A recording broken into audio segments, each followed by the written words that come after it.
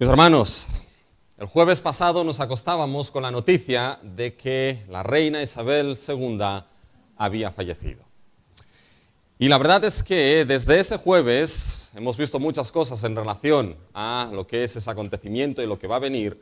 Y se han dicho muchas cosas en relación a lo que es la reina Isabel, o lo que fue y lo que significó para la corona, ¿ya? Y el Reino Unido, la reina Isabel II. Y había un comentarista en la BBC que entre muchas cosas dijo lo siguiente de la reina. Dijo, en un mundo el cual todo es cambiante, en un mundo de crisis, en un mundo de pandemias, en un mundo donde las cosas parecen y son inestables, dice, había algo que no cambiaba, la reina. Lo que quería decir, evidentemente, es que la reina Isabel II daba unidad y estabilidad a la corona, a la monarquía del Reino Unido. Daba unidad y estabilidad a lo que era el Reino Unido. Evidentemente parecía eterna, pero no lo ha sido. Precisamente esa figura, mis hermanos, de el monarca dando unidad y estabilidad al reino, es lo que nos vamos a encontrar cuando llegamos al primer libro de Samuel, mis hermanos. Vamos a empezar hoy lo que es una serie de mensajes, los cuales están basados en lo que es la exposición del primer libro de Samuel.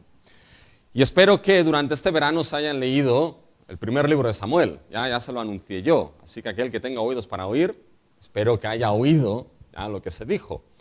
Porque cuando llegamos al primer libro de Samuel, juntamente con el segundo libro, nos vamos a dar cuenta de que esos libros nos van a explicar el establecimiento de lo que es la monarquía en el pueblo de Israel. Esos libros nos van a mostrar lo que es el establecimiento de cómo Dios establece su reinado en medio de su pueblo y establece a su rey que dará unidad, estabilidad y que deberá mediar el reino de Dios al pueblo de Dios. Eso es lo que vamos a ver, mis hermanos, en esos libros, pero para poder entender esto debemos primeramente introducir, siempre que empezamos una serie, lo que es el libro de primero de Samuel.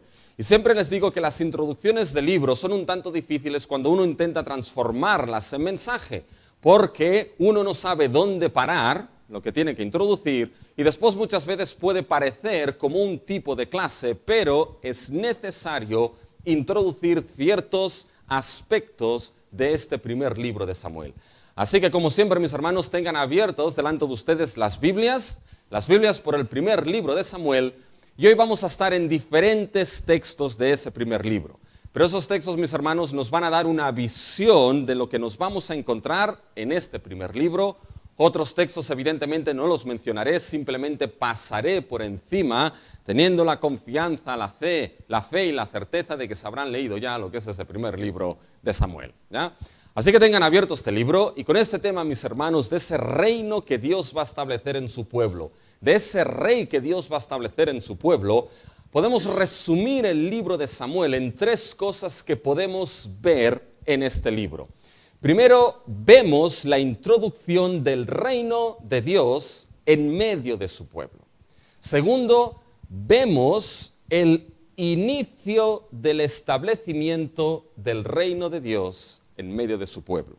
Y tercero, veremos el futuro del reino de Dios en medio de las naciones. Esos son tres puntos, mis hermanos, que vamos a considerar en el día de hoy. El primero, ¿qué es lo que vemos? Vemos el inicio, vemos la introducción del reino de Dios en medio de su pueblo. Y en esa introducción, lo que Samuel nos va a mostrar, mis hermanos, es que el reino de Dios es el orden de gobierno para el pueblo de Dios. El reino de Dios va a ser y es el orden de gobierno para el pueblo de Dios. Eso es lo primero que nos vamos a dar cuenta, mis hermanos, cuando empezamos el primer libro de Samuel. Nos vamos a dar cuenta de que Dios va a introducir lo que es su reino y ese reino va a ser el orden que gobernará y que regirá al pueblo de Dios, en ese caso al pueblo de Israel. Y nos vamos a dar cuenta de ello, lo veremos en los 7 primeros capítulos de Samuel.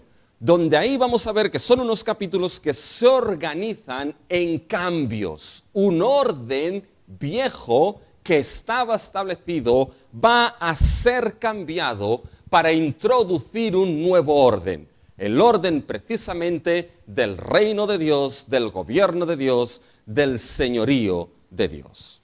¿Por qué? Porque el reino de Israel, mis hermanos, fue en el Sinaí creado como ¿qué? Si oyereis oído a las palabras del pacto, vosotros seréis mi especial tesoro, porque mía es toda la tierra. Vosotros me seréis un reino de sacerdotes, gente santa. Un reino de sacerdotes que vamos a ver que ahora debía vivir bajo el orden del reino del Dios que los salvó.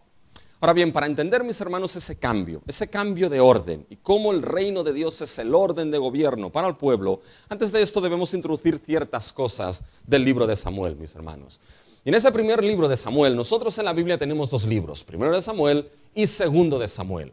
Pero esos en realidad formaban un solo libro. Formaban un solo rollo, mis hermanos. En las Biblias hebreas, antes del 1516, lo que eran esos dos libros formaban un único libro.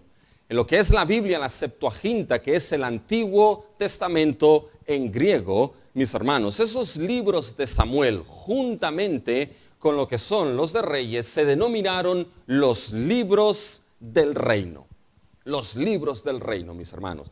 Y aunque eso en cierta manera suena un poquito como lo que es el Señor de los Anillos, ¿ya? No tiene nada que ver con lo que es el Señor de los Anillos. Ya el título nos indica un poquito de qué van a ir precisamente lo que son esos libros. Los libros del reino nos van a hablar precisamente del reino que se estableció en aquel momento de la historia en el pueblo de Israel. El reino de Dios, como nos vamos a dar cuenta. Ahora la pregunta aquí es, ¿quién escribió los libros de Samuel, mis hermanos? Porque nosotros en nuestra Biblia tenemos primero de Samuel, pero nos vamos a dar cuenta de que posiblemente esos libros en su edición, mis hermanos, eran libros anónimos. ¿Por qué? Porque tenemos diferentes fuentes de las cuales se usaron para la formación de esos libros. Una de esas fuentes era un libro que se llamaba el libro de Jaser, el cual aparece citado en 2 de Samuel. Fíjense en 2 de Samuel, el capítulo 1 y el versículo 18. Ya no hace falta que lo busquen para no dar vueltas, si quieren yo se lo leo.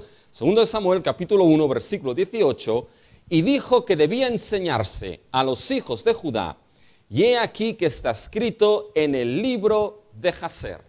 Por lo tanto, el libro de Jaser es una de las fuentes que se menciona y que posiblemente fue utilizada para componer lo que es el libro de Samuel. Esta fuente del libro de Jaser aparece también mencionada en Josué capítulo 10 y versículo 13. Ahora bien, es muy probable que también hubieran diferentes manos que escribieran este libro, entre ellas Samuel. Samuel seguro que escribió partes de lo que es este libro, pero también nos encontramos que el profeta Natán escribió partes y un tal llamado Gad el vidente también escribió ciertas partes. Y eso se utilizó para componer lo que es precisamente el libro de Samuel. ¿Cómo sabemos esto? Porque la Biblia misma nos da evidencias internas de esas crónicas de esos libros utilizadas. Y lo encontramos en lo que es el primer libro de Crónicas, en el capítulo 29, versículo 29. Fíjense lo que ahí se dice. Y los hechos del rey David, que básicamente son los que encontramos narrados en esos libros de Samuel. Y los hechos del rey David, primeros y postreros, están escritos en el libro de las crónicas de Samuel, vidente, en las crónicas del profeta Natán y en las crónicas de Gad, vidente. Por lo tanto, tanto Samuel como el profeta Natán, como Gad el vidente, escribieron ciertas crónicas que tenían que ver con lo que eran los primeros y los postreros días de David. Y eso pudo utilizarse también como fuentes para escribir lo que es y componer los libros de Samuel. En 1 Samuel 10:25 también se nos dice que Samuel escribió algo. Se nos dice, Samuel recitó luego al pueblo las leyes del reino y las escribió en un libro, el cual guardó delante de Jehová. Por lo tanto, hubo diferentes fuentes, el libro de Jaser, las crónicas de Samuel el vidente, las crónicas de Natán, las crónicas de Gad el vidente, y muy probablemente, antes del exilio del reino del norte, que fue en el 721 antes de Cristo, ¿ya? Antes del exilio del Reino del Norte, se compuso con esas fuentes lo que son los libros de Samuel. ¿Quién compuso lo que son esos libros de Samuel? No lo sabemos, por eso básicamente es anónimo, y es muy probable que fuese antes del exilio del Reino del Norte en el 721. ¿Por qué? Porque no se dice nada del exilio del Reino del Norte ni del Reino del Sur. Y eso es significativo porque fue un acontecimiento que marcó, mis hermanos, la historia del pueblo de Dios. Imagínense que ahora alguien en el siglo 30, mis hermanos, o en el siglo 45 decide escribir las crónicas del Reino de España. Lo que sucedió en los años 2020 al 2021. ¿Qué creen, mis hermanos, que aparecería de manera marcada en esas crónicas del Reino de España de los años 2021 a los años 2020, 21 y 22? Evidentemente aparecería ¿qué? La gran pandemia mundial, mis hermanos, que hemos vivido. Si no se mencionase nada de esa pandemia, es porque el historiador era muy malo, mis hermanos, o bien porque esas crónicas se escribieron antes. En ese sentido no aparece nada del exilio, algo que fue bien marcado, por lo tanto nos sitúa que probablemente se compuso antes de lo que es ese exilio.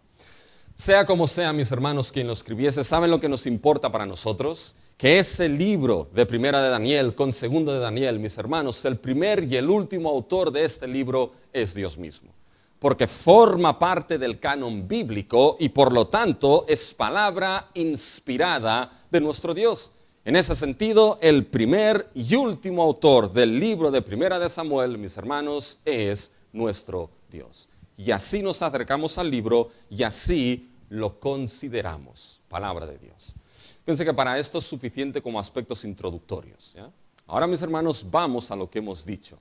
Que lo que Samuel nos va a mostrar ya desde un inicio, y nos centramos ya en el primer libro, que va a ser el nuestro, lo que ya nos muestra desde un principio es que hay un cambio de orden.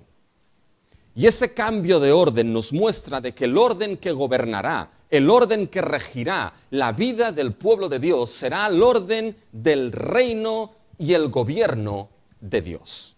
Y para poder ver esto, mis hermanos, debemos entender un poquito de el libro de Samuel. Primero, debemos entender que está estrechamente conectado con lo que es la historia del libro de Jueces. En nuestras Biblias, el libro de Primera de Samuel va después de ¿qué libro, mis hermanos? Muy bien, del libro de Ruth, muy bien. Pero cuando vamos, mis hermanos, a lo que es la Biblia hebrea, va justo después del libro de Jueces.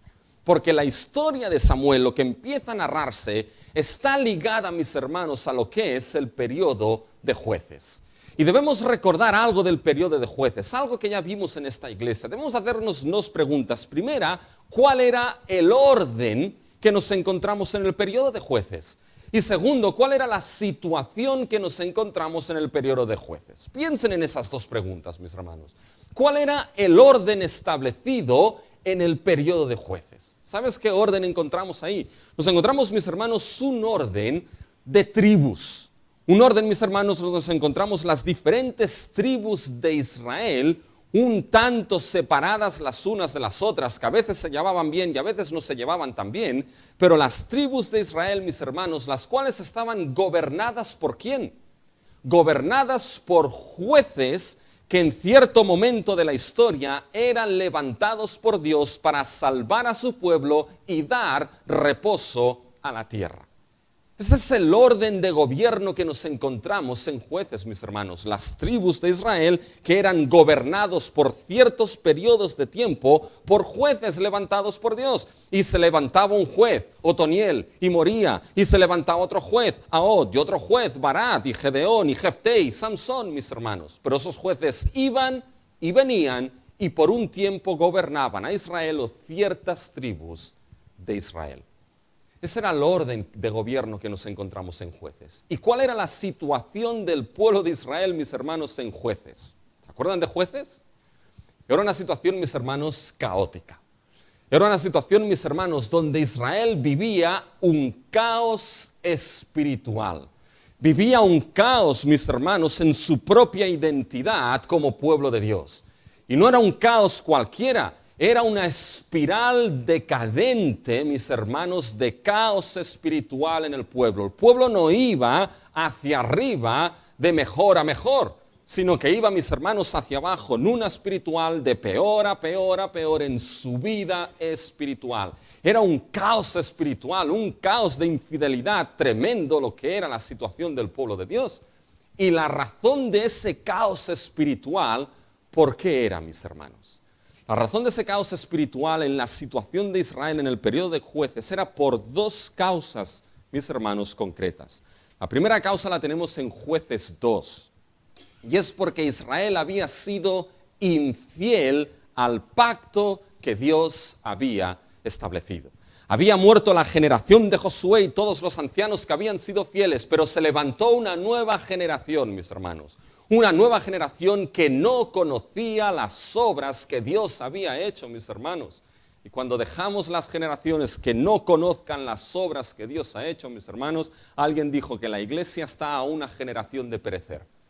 Si las generaciones que se levantan, mis hermanos, desconocen las obras, las grandes obras redentoras de nuestro Dios, eso será un peligro. Y se levantó una generación que no conocía estas grandes obras y fueron infieles al pacto que Dios estableció. Fíjense, mis hermanos, en Jueces 2. ¿Ya? Les voy a leer dos versículos. Versículo 2 de Jueces 2. Y con tal que vosotros no hagáis pacto con los moradores de esta tierra cuyos altares habéis derribado, mas vosotros no habéis atendido a mi voz, ¿por qué habéis hecho esto? Israel fue infiel a Dios y al pacto, liándose con los moradores de esa tierra. ¿Por qué? Versículo 10. Y toda aquella generación también fue reunida a sus padres, y se levantó después de ellos otra generación que no conocía a Jehová, ni la obra que él había hecho por Israel. Uno de los motivos de la causa de la infidelidad de Israel fue esa infidelidad al pacto que Dios estableció. Pero el segundo motivo, mis hermanos, por el caos que había espiritual en Israel, ¿saben por qué? Era por una segunda causa, por una frase que al final del libro de Jueces se repite básicamente 4 veces. En el capítulo 17, en el 18, en el 19 y en el 21 se nos dice la frase de en aquellos días no había rey en Israel. Cada uno hacía lo que bien le parecía, mis hermanos.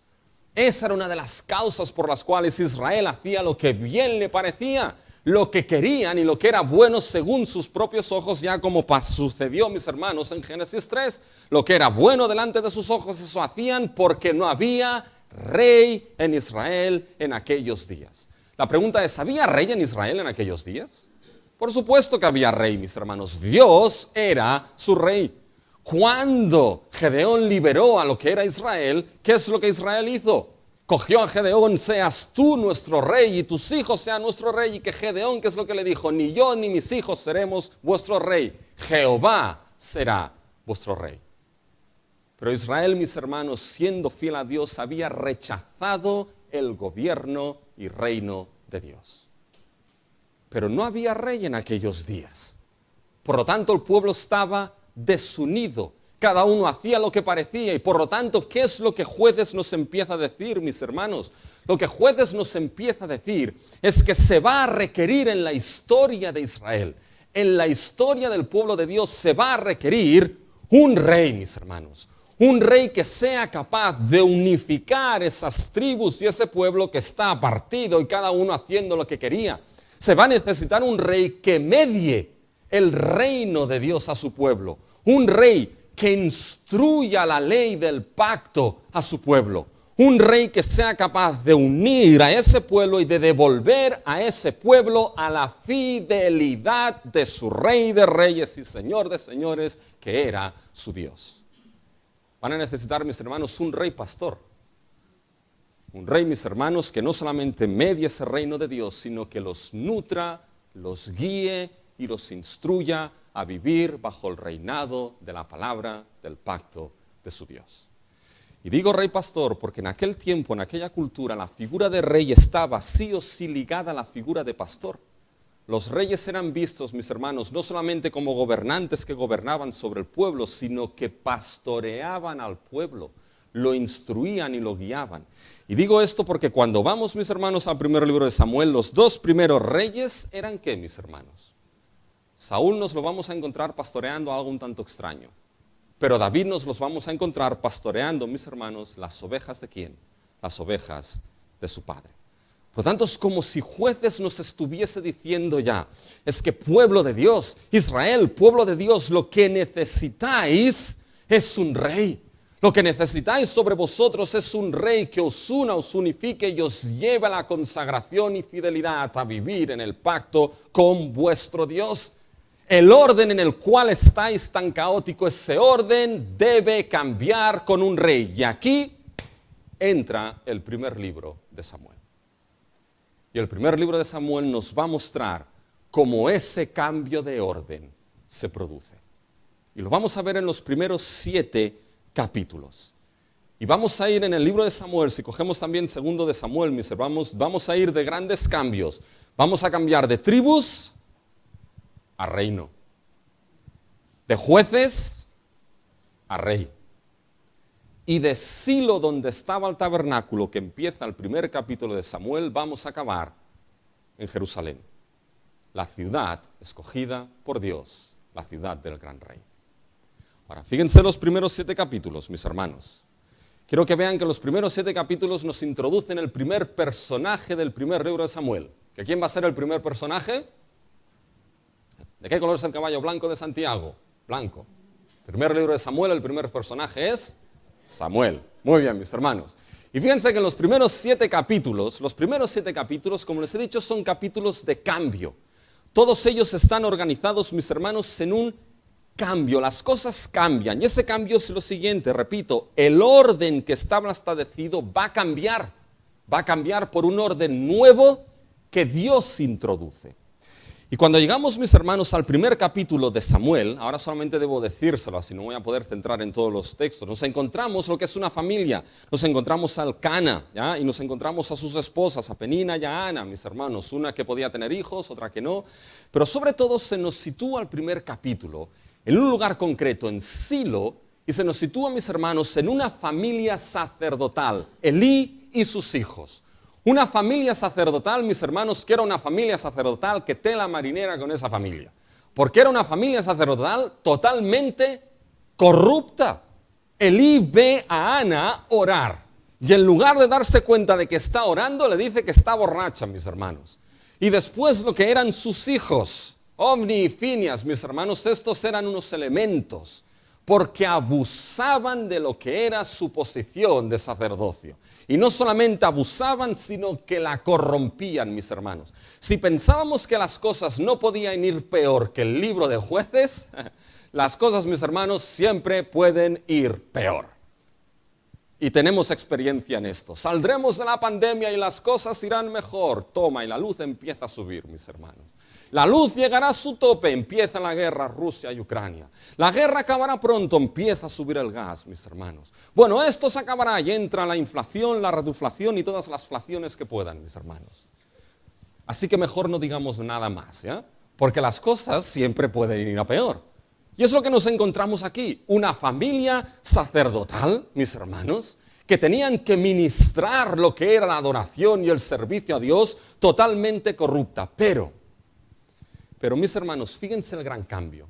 En medio de esa corrupción nace la esperanza.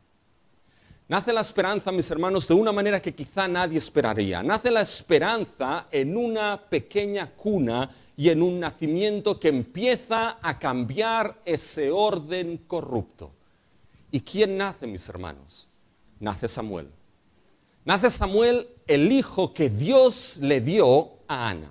Uy, aquí tengo que morderme la lengua para no decir más cosas, pero ya las diré cuando lleguemos a ello, ¿ya? Pero ¿quién es aquel que provee a Samuel, mis hermanos? Aquel que provee a Samuel es Dios. Es la mano de Dios quien empieza a obrar ese cambio de orden en la historia de Israel.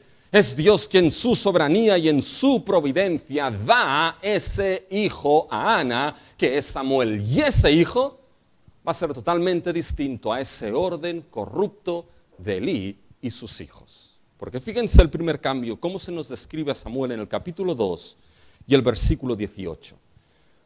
Y el joven Samuel ministraba en la presencia de Jehová vestido de un efod de lino.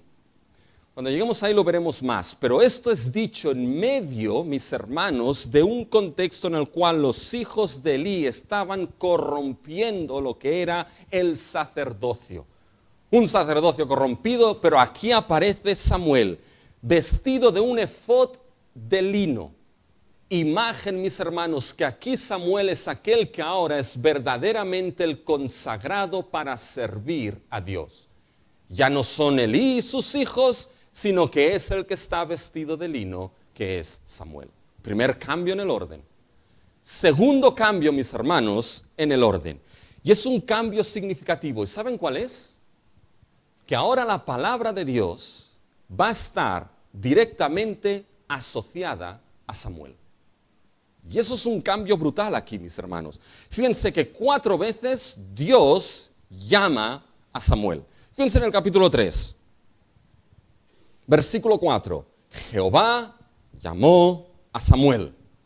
Versículo 6, y Jehová volvió a llamar otra vez a Samuel. Versículo 8, Jehová pues llamó la tercera vez a Samuel. Versículo 10, y vino Jehová y se paró y llamó como otras veces, Samuel, Samuel. 4 veces Dios llama a Samuel, mis hermanos. Y a la última, incluso Elí se dio cuenta, y dice, oye, pues quizás el Señor, porque yo no te he llamado, ¿ya? Responde. Fíjense que esto empieza a mostrar un cambio. Quien Dios llama aquí no es al sacerdote de aquel tiempo, es a ese joven Samuel, y Dios le revela, mis hermanos, lo que va a suceder con la casa de Elí, y Samuel lo comunica con pelos y señales, y no se deja nada. Fíjense, mis hermanos, en el versículo 18 del capítulo 3. Y Samuel se lo manifestó todo a Elí, sin encubrirle nada. Entonces él dijo, Jehová es, haga lo que bien le parezca. Dios le reveló a Samuel, ¿saben qué? Que el orden y la casa de Elí llegaría a su fin. Ese orden terminaría. ¿Y Samuel qué es lo que hace? Mis hermanos, Samuel hace lo que un predicador fiel a la palabra de Dios debe hacer. Comunicar lo que Dios ha dicho sin dejarse nada. ¿Dónde se encuentra ahora, mis hermanos, la palabra de Dios? ¿Saben dónde se encuentra? Se encuentra en la persona y en la figura de Samuel. Samuel, en cierta manera, aquí es la representación encarnada de la palabra de Dios misma, de la voz misma de Dios. Y les digo que esto es significativo, ¿saben por qué? Es significativo porque, mis hermanos, en aquel tiempo, los que eran los encargados de instruir la palabra de Dios recaía en el sacerdocio, mis hermanos. Y aquí no recae ni en Elí ni en sus hijos. ¿Recae ahora en quién? Recae, mis hermanos, en Samuel. Gran cambio. Samuel va a ser ahora aquí ese gran profeta y la palabra de Dios estará focalizada no en Elí y sus hijos, sino en Samuel. Y el tercer cambio, importante. Estamos en Silo, mis hermanos, donde estaba el tabernáculo. Pero la presencia de Dios, ¿con quién va a morar ahora? Fíjense en Samuel 3:19. Y Samuel creció, y Jehová estaba con él, y no dejó caer a tierra ninguna de sus palabras. Jehová estaba con él. ¿Dónde estaba ahora, mis hermanos, la presencia de Dios? La presencia de Dios, mis hermanos, ya no estaba más con esa familia, sino que ahora la presencia de Dios se encontraba con Samuel. 3 grandes cambios. Vestido con un efod de lino, él es el consagrado para servir a Dios. Dios lo llama y la palabra está en Samuel. Él es el proclamador de la palabra de Dios. Y la presencia de Dios ahora se encuentra con Samuel. Y en esos capítulos la presencia de Dios es central. Porque cuando llegamos al capítulo 4, 5, 6, mis hermanos, hay algo que es central para ver la palabra de Dios. Hay unos acontecimientos que suceden ahí que tienen que ver, ¿saben con qué? Con el arca del pacto, mis hermanos. El arca del pacto, ¿qué era? Era la presencia de Dios en medio de su pueblo, pero era mucho más que esto. El arca del pacto representaba también lo que era el trono de Dios puesto en medio de los suyos. El arca del pacto muchas veces es representada como el estrado de los pies del trono de Dios. El cielo es el trono y el arca era ese estrado del trono donde la soberanía y reinado de Dios se extendía sobre su pueblo. Era la presencia y el reinado de Dios. ¿Y qué pasa con el arca en los capítulos 4, 5 y 6, mis hermanos? El arca, se la llevan. ¿Quién se la llevó? Se la llevaron los filisteos. ¿Y cómo se interpreta esa salida del arca? Fíjense en el capítulo 4, versículo 21. Y llamó el niño Icabod, diciendo: traspasadas la gloria de Israel por haber sido tomada el arca de Dios y por la muerte de su suegro y de su marido. Se llevó el arca, mis hermanos, los filisteos. Cuando se llevan arca los filisteos y Elí se entera, bueno, pues toda su familia, ¿qué es lo que pasa? Se acaban. Los hijos Ofni y Finias mueren. Elí se entera de que el arca se la han llevado, que sus hijos están muertos. Ay, Dios mío, se cae para atrás, ¡pum! Se rompe el cuello, se acabó el orden de la casa de Elí. Y el arca y la presencia de Dios está fuera de Silo. ¿Saben? Alguien podría preguntar aquí, el lector que lee podría preguntar y podría decir: ¿y qué sucede ahora con el reino de Dios? ¿Qué sucede con la presencia y con la palabra de Dios? Si Samuel responde: no sucede nada, por 3 motivos. 1, porque Samuel el consagrado sigue estando ahí. 2, porque la presencia y la palabra de Dios se encuentra con Samuel. 3, porque la presencia de Dios se encuentra con Samuel mismo. Y 4, porque Dios no ha dejado su reino de la mano por mucho que se hayan llevado el arca del pacto. Porque se la llevaron los filisteos. ¿Y qué pasó, mis hermanos, a los filisteos con el arca? Que se creían que era una especie, mis hermanos, de poder ahí, que podían manipular como querían al estilo Indiana Jones, mis hermanos. Y acabó ese arca con su dios Dagón y empezaron a tener pestes, úlceras, tumores, hasta el punto que dijeron: saquémonos esta cosa de aquí. Y se la llevaron a los israelitas, y bien contentos estaban los israelitas, y se acercaron a tocar en arca como va Pedro por su casa, y muchos cayeron al instante, porque un Dios santo no se acerca de cualquier manera uno a él. Porque Dios no es un Dios como el resto de dioses de las naciones.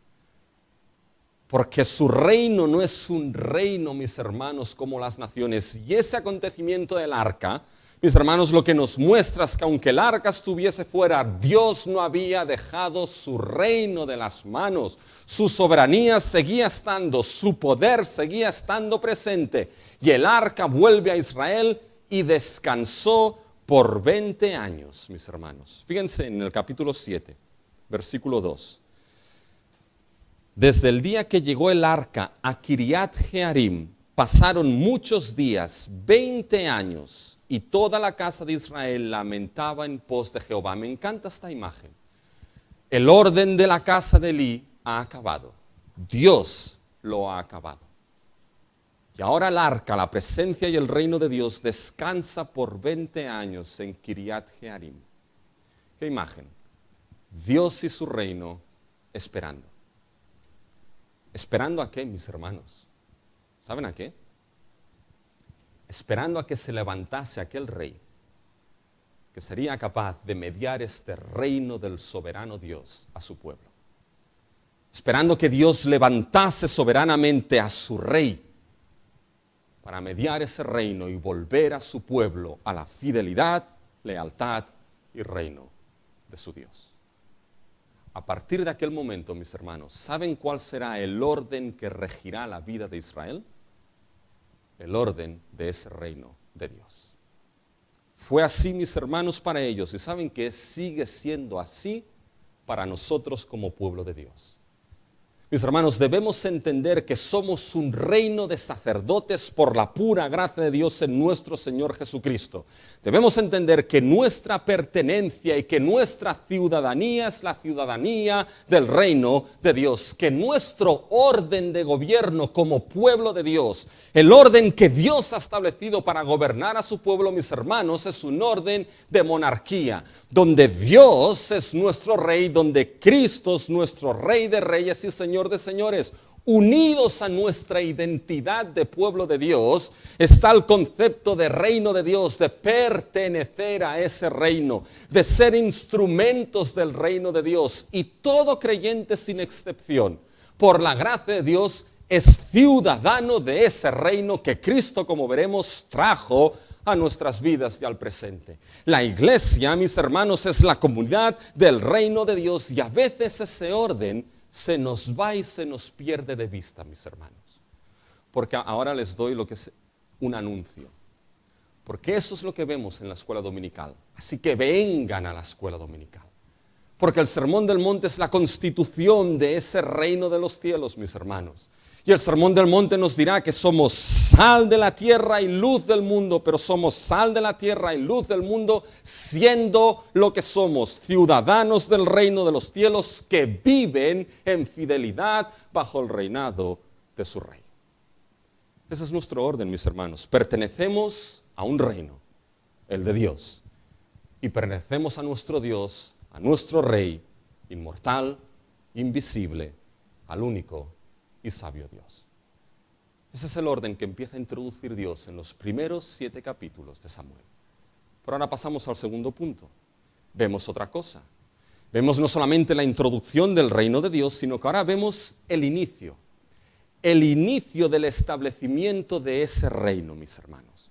Y la pregunta aquí es, ¿cómo empieza ese inicio? ¿Cómo Dios empieza a establecerlo? Bueno, Dios ha cambiado el orden. Hemos visto, ha acabado con la casa de Elí y empieza un nuevo orden. Pero ¿cómo establece ese reino? Bueno, primero lo establece sobre el fundamento de la palabra de su pacto. El fundamento será su palabra, mis hermanos.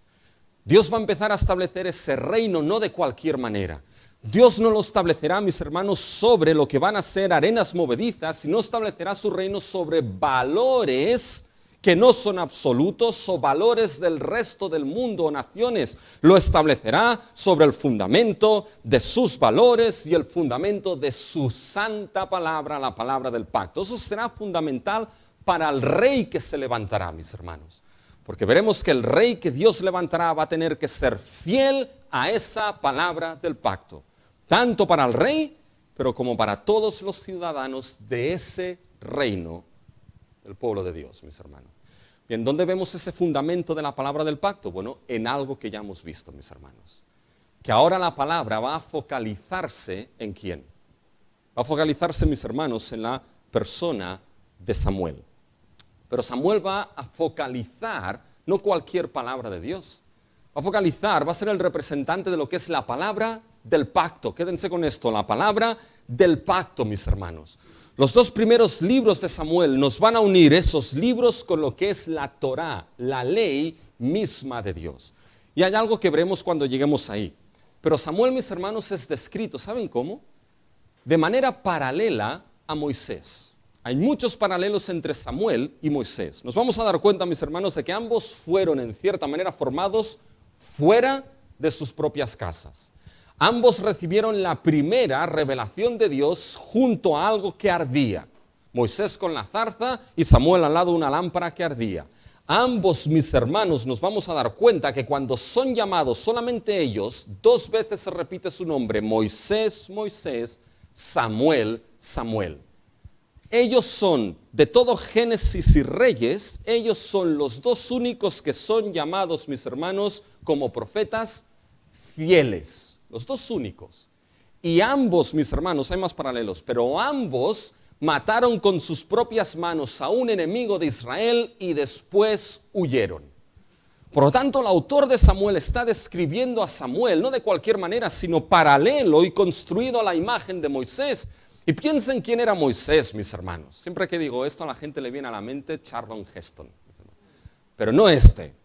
¿Quién era el Samuel de las Escrituras? El Moisés de las Escrituras. Fíjense que era el primer profeta por excelencia. El profeta que, ¿qué es lo que hizo? Traer la ley del antiguo pacto al pueblo de Dios. Y Dios ya prometió a Moisés en Deuteronomio 18, no podemos leerlo, de que él levantaría un profeta a imagen de él. que pondría sus palabras en su boca y que aquel que escuchase esa profeta imagen de Moisés escucharía la palabra misma de Dios. Evidentemente esto a lo largo de la historia acaba cumpliéndose en el profeta por excelencia, que es Cristo. Pero en esta historia de la salvación, mis hermanos, aquel que ahora toma esa imagen, ese papel de ese profeta por excelencia, que traerá la ley, la palabra del pacto a su pueblo, será aquí, como fue Moisés, será ahora aquí Samuel. Por lo tanto, Samuel, mis hermanos, será esa representación encarnada de esa palabra del pacto de Dios. No de cualquier palabra, la de Dios, la de su pacto. Y eso es importante por dos motivos. Porque el primero, ¿saben por qué? Porque, mis hermanos, eso sería fundamental para el rey que Dios levantase. Mis hermanos, el rey que Dios levantase para ministrar el reino de Dios a su pueblo, mis hermanos, el rey tenía que ser fiel a la palabra de Dios, obediente a la palabra de Dios, porque siendo fiel y obediente a esa palabra, ¿saben lo que el rey demostraría? El rey demostraría que su vida estaba sometida a un gobierno y señorío mayor, al gobierno y señorío de Dios por medio de su palabra. Y con esa obediencia el rey debía instruir la palabra del reino al pueblo, para que el pueblo viviese en obediencia a la regla del reino, que es la palabra de Dios. Fíjense en Deuteronomio 17, mis hermanos. Fíjense lo que dice del rey de Israel, del rey que tenía que ser el rey del pacto. ¿Ya? Deuteronomio 17, 18. Y cuando se siente sobre el trono de su reino, entonces escribirá para sí un libro, una copia de esta ley, del original que está al cuidado de los sacerdotes levitas, y lo tendrá consigo y leerá en él todos los días de su vida para que aprenda a temer a Jehová su Dios, para guardar todas las palabras de esta ley y esos estatutos, para ponerlos por obra. Mis hermanos, ¿qué debía hacer el rey del pacto que Dios quisiese? Debía escribir un libro de la ley, debía guardar la ley de Dios, debía meditar en la palabra de Dios, para temer a Dios, para obedecer a Dios, para, mis hermanos, vivir en la fidelidad del reino de Dios.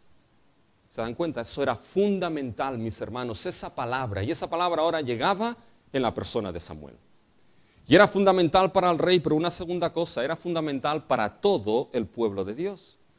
Porque el libro de Samuel nos va a mostrar algo, nos va a enseñar algo, mis hermanos. Hay un aspecto teológico importante del primer libro de Samuel, y es la verdad fundamental de la fidelidad y la obediencia a la palabra de Dios. Eso va a ser algo fundamental.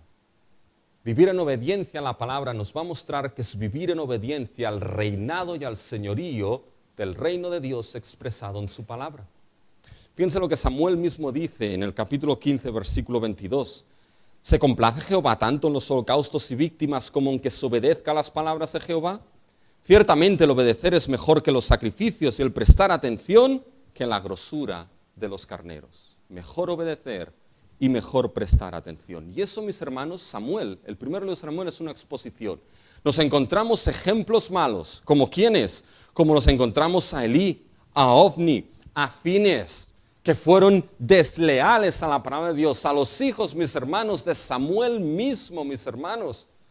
Y nos encontramos a un padre como Elí que fue incapaz de disciplinar a sus hijos para volverlos a lo que era el señorío de la palabra de su Dios. Y eso trajo juicio para ellos. Pero nos encontramos ejemplos positivos como Samuel y David, mis hermanos, que Dios estaba con ellos, obedecían la palabra, y David, aunque no era perfecto, era, según lo veremos, el corazón de Dios, mis hermanos. Fíjense que nos va a expresar, primera de Samuel, la fundamental verdad de la obediencia al reinado de nuestro Dios en su palabra. Y mis hermanos, es precisamente esto lo que necesitamos. Necesitamos, ¿saben qué? Un rey que sea fiel. Un rey que sea fiel al reinado y a la palabra del reino, que es la palabra de Dios. Si de esta manera reina en nuestras vidas, evidentemente ese rey fiel, mis hermanos, es nuestro Señor Jesucristo. Pero debemos entender algo.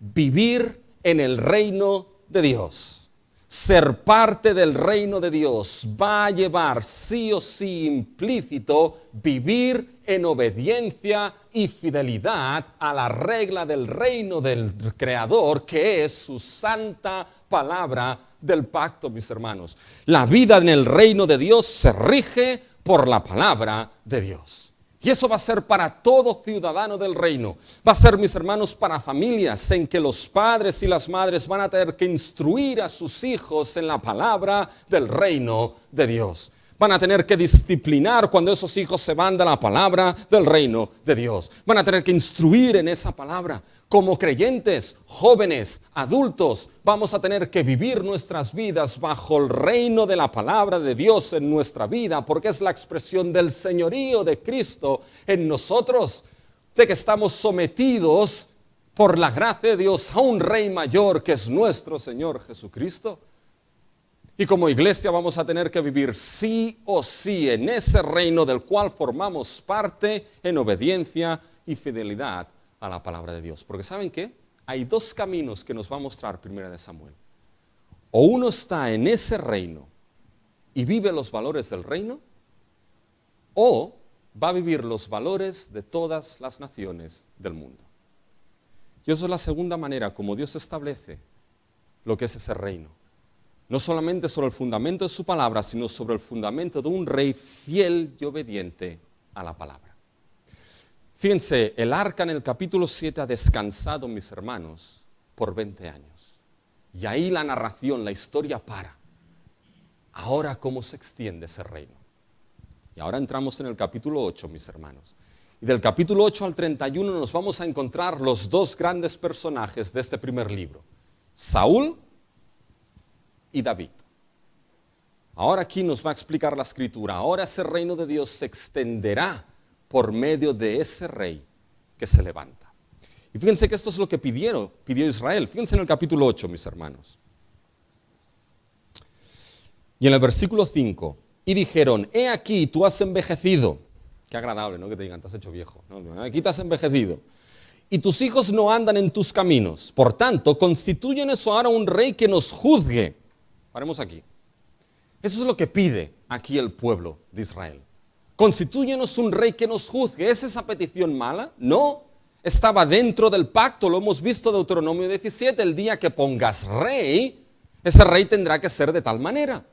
El problema de esa petición, mis hermanos, es el final. Un rey que nos juzgue como tienen todas las naciones, mis hermanos.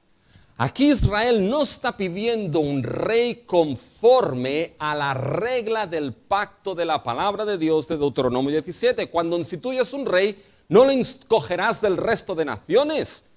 No acumulará para sí caballos, no acumulará para sí mujeres, no acumulará oro y plata, sino que guardará la ley, meditará en ella. De aquí cuando Israel dice, como tienen el resto de naciones, ¿qué está diciendo Israel, mis hermanos? Está diciendo, queremos ser como ¿qué? Como el resto de naciones. Israel estaba perdiendo su identidad de ¿qué? De pueblo escogido, de pueblo redimido, de pueblo salvo, de pueblo bajo el reino de Dios. Había perdido la visión de que ellos no eran un pueblo cualquiera, eran el pueblo de Dios, que no podía regirse por las naciones, sino por la ley de su Dios. Y aquí lo que hace, Dios le dice a Samuel, no te preocupes, que no te rechazan a ti, me rechazan a mí. ¿Por qué? Porque están pidiendo un rey, no como lo que yo les he dicho, no conforme a mi palabra, sino como las naciones. Lo que quieren no es que reine mi palabra y mi reinado, sino otros valores distintos, los valores del mundo. Y Dios permite que ese rey se levante. Es más, le dice, úngelo. Es como si Dios actuase en modo de juicio. ¿Queréis valores de las naciones? Eso es lo que vais a tener. Y mis hermanos, debemos tener cuidado cuando la iglesia empieza a contextualizar como Israel contextualizó. Como empieza a querer ser como las naciones y los valores de las naciones y no los valores del reino de Dios. Y a partir de aquí se levanta el rey, mis hermanos. A ver si en 5 minutos puedo acabar con esos reyes, mis hermanos. Y llegar al tercer punto. Y fíjense que ahora a partir de aquí, Samuel del 8 al 31 está organizado de una manera, mis hermanos, en comparar a David con Saúl. Y simplemente les voy a mencionar esas comparaciones. ¿ya? De manera rápida, porque esto lo iremos viendo. Pero se presenta, mis hermanos, aquí a Saúl, alto, guapo, fuerte. Y uno dice, mira qué músculos, ¿ya? Este sí que es el rey que da la talla, ¿ya? Este sí que es el rey que va a pelear por nosotros. Pero en el capítulo 9, ¿saben cómo se presenta a Saúl? Buscando asnos, mis hermanos, buscando burros por los montes, ¿no? Y siendo incapaz de encontrar los asnos de su padre, mis hermanos. ¿Qué está haciendo ahí? Bueno, está haciendo una especie de un pastoreo un tanto extraño. Está pastoreando, intentando encontrar los asnos de su padre y es incapaz de encontrarlos. Dice, nuevo pastor que es incapaz de encontrar los asnos. Y entonces el criado le dice, oye, ven que hay un siervo, un vidente que nos puede decir dónde están estos asnos, ¿ya? Que ese es Samuel. Y Saúl dice, bien, vamos para allá. Pero Dios ya le había revelado a Samuel que ese sería el rey que tenía que ungir y en medio del camino se encuentran. Y entonces Samuel, mis hermanos, le declara a Saúl que él es el rey escogido. ¿Y cómo responde Saúl? ¿Saben cómo responde? Responde, mis hermanos, con arrogancia. ¿Pero cómo me dices tú estas cosas? Mis hermanos, ¿qué es lo que nos muestra esto? Tenía al profeta de Dios delante de él. Tenía la palabra de Dios delante de él, que le decía lo que iba a hacer, y Samuel responde con arrogancia y ceguera. Lo que empezamos a ver es que Samuel estaba ciego, mis hermanos, a la revelación misma de la palabra de Dios que venía en Samuel. Por la arrogancia que empieza a mostrarse en su corazón. ¿Ya? Una arrogancia que se demostraba. ¿Por qué me dices esto, mis hermanos? No sé si vieron la proclamación ayer de Carlos III. Bueno, pues miren lo que sucedió. Pero ahí se empieza a ver arrogancia en el corazón de Samuel. ¿Y qué es lo que hace de Saúl? ¿Y qué es lo que hace Samuel? Lo unge como rey en privado. Y le dice, van a haber tres señales que se van a cumplir, ya las veremos. Y esas tres señales se cumplen, mis hermanos. Y cuando las tres señales se cumplen, Saúl hubiese tenido que entender que eso era la evidencia de Dios, mis hermanos, de que él era el rey escogido. ¿Y qué es lo que hace Samuel? No, Saúl no se lo cree, mis hermanos. No se cree esa evidencia de lo que Dios está haciendo. Y se esconde. Y entonces, ¿cómo se esconde? Va aquí Samuel y dice, bueno, pues vamos entonces ahora a proclamarlo y a instituirlo rey públicamente. Y eso sucede en el capítulo 12. Y fíjense en el capítulo 12, mis hermanos, que en esa proclamación pública del reinado de Samuel, fíjense lo que dice aquí de Saúl, dale con Samuel, de Saúl, dice, miren lo que dice aquí Samuel, mis hermanos, ¿ya? A partir del versículo 14. Si temierais a Jehová y le sirviereis, oyereis su voz y no fuereis rebeldes a la palabra de Jehová, y si tanto vosotros como el rey que reina sobre vosotros servís a Jehová, vuestro Dios, haréis bien. Mas si no oyereis la voz de Jehová y si fuereis rebeldes a la palabra de Jehová, la mano de Jehová estará contra vosotros como estuvo contra vuestros padres. ¿Saben de dónde viene esto? Viene, mis hermanos, de Deuteronomio 17. Es un eco de Deuteronomio 17.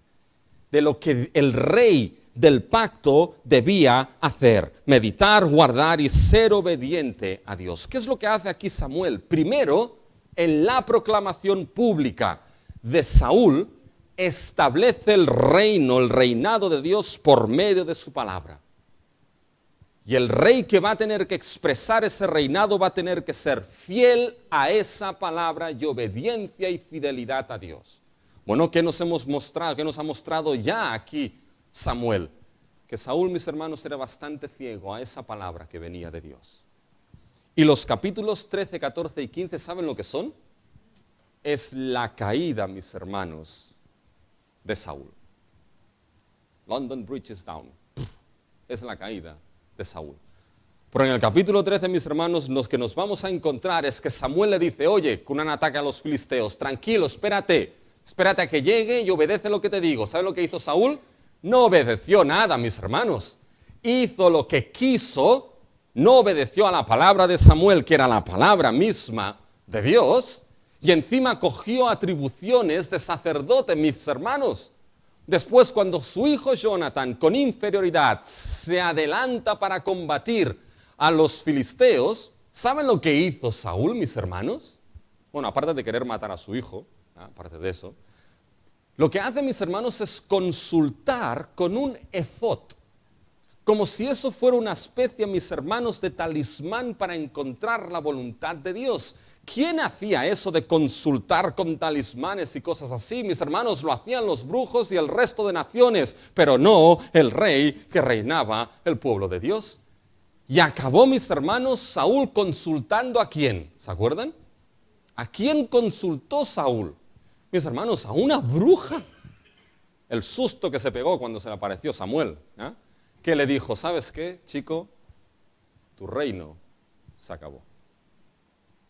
¿Quién consultaba brujas, mis hermanos? El resto de naciones. No el pueblo de Dios. No el rey de Dios. Y mis hermanos, cuando ponemos de manera conjunta lo que es la historia de Saúl, ¿saben lo que nos muestra, mis hermanos? Cuando ponemos la historia conjunta de Saúl, sale una característica. Saúl, mis hermanos, tenía una gran grandeza, tenía fortaleza, era guapo, era musculoso, pero todo lo que tenía de grande y guapo, mis hermanos, lo tenía de poco en ser fiel y creer a la palabra de su Dios, mis hermanos. El problema para él fue la falta de fidelidad, lealtad y obediencia a la palabra de su Dios. ¿Y qué es lo que nos enseña Samuel, mis hermanos? Que podemos tener grandes dones. Podemos tener grandes dones en nuestra vida y en nuestra iglesia, pero no sirven de nada si no hay fidelidad y obediencia a la palabra de nuestro Dios, y pueden echarse a perder esos dones de manera grande y rápida cuando uno es infiel a la palabra del reino de Dios. Nos enseña, mis hermanos, que las apariencias, ¿saben? Engañan. Y que, mis hermanos, los valores del mundo, por muy atrayentes, engañan. Pero entre esta situación, madre mía, todavía me queda el último punto, pero voy a hacer muy rápido.